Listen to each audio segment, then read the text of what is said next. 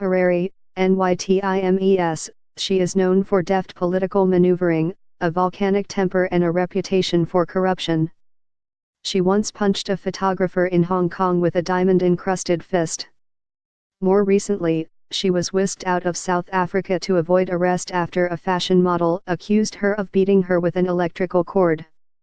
As Zimbabweans have been mired in poverty under President Robert Mugabe, Africa's longest-serving leader, his wife, Grace, 52, became a target of anger over allegations that she siphoned profits from diamond mines and bought luxury palaces. She spent so much money on foreign trips that the European Union imposed sanctions on the Mugabes to stop them from sucking wealth out of the country. The couple appear to have now fallen from power, as the military on Tuesday night, November 14, took Robert Mugabe, 93, the world's oldest head of state, into custody. His wife's whereabouts was not clear on Wednesday, November 15, but there were reports that she was in Namibia when the apparent coup unfolded.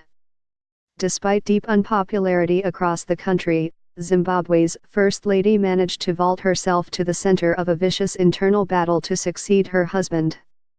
A skilled operator, she led a revolt by a younger faction of politicians, known as G40 because many of its members were in their 40s, who posed a stark challenge to the authority of the veterans of Zimbabwe's struggle for independence from white minority rule. The divide has been generational and personal. Grace Mugabe has been a fierce defender and accomplice of her husband. She once claimed he could still run the country as a corpse, as he ruthlessly ousted two successive vice presidents, Joyce Mujuru and Emerson Mnangagwa, who were rival claimants to the presidency.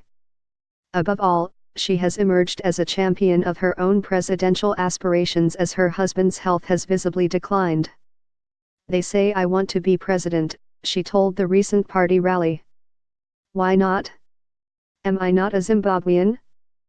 To her opponents, Robert Mugabe's dismissal of Mnangagwa last week might have been the last straw.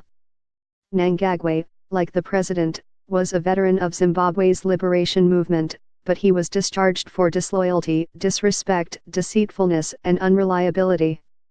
He has not been heard from, and rumors are rife that he might have fled to South Africa. Mnangagwa, 75, retains widespread support within the military, in contrast to Grace Mugabe.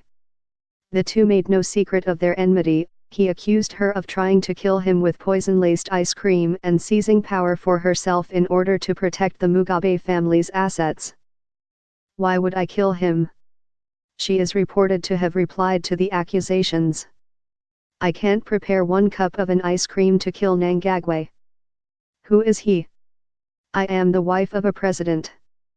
Dissatisfaction at Grace Mugabe spilled into the open recently.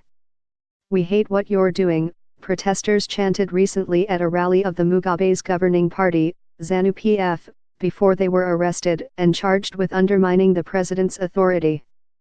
Grace Mugabe is hardly the first political spouse to draw ire, much of it aimed, or intended, for her husband, but her flamboyance has set her apart and made it easier for opponents to build a case against her, said Stephen Chan, professor of world politics at the School of Oriental and African Studies, University of London.